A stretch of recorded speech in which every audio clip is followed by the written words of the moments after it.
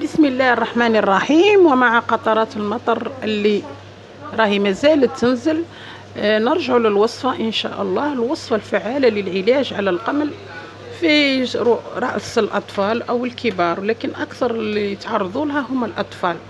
ناخذ كما قلت في الفيديو السابق ملعقتين أو ثلاثة على حسب إذا كان عندك ولد واحد ولا بنت ولا اثنين ولا ثلاثة ولا جميع العائلة.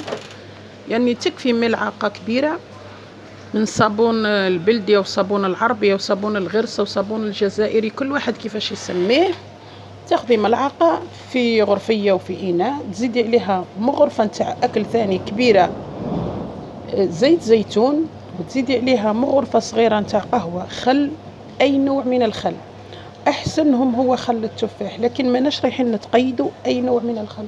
واذا استحال عليك ولا ما كانش عندك في الدار الخل، ادي ليمونه، يعني القارص، عصري نصف ليمونه وخلطيهم كامل مع بعضهم حتى تتحصلي على واحد المزيج هكذا كيما البوماد، كيما لاكريم.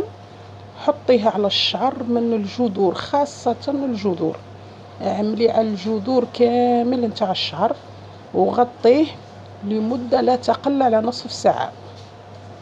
ومن بعد اغسليه الشعر، اغسليه بالماء والشامبوان العادي، وهو اصلا هذاك الصابون العربي راهو شامبوان، لكن المره الاولى يعني في الغسله الاولى غسليه غير بالماء يكون دافي، له بارد له سخون، والمره الثانيه عاودي غسليه بالماء الدافئ وشويه شامبوان، او تقدري تستغني عن الشامبوان، وبالهنا والشفاء وتتهني من الجمل.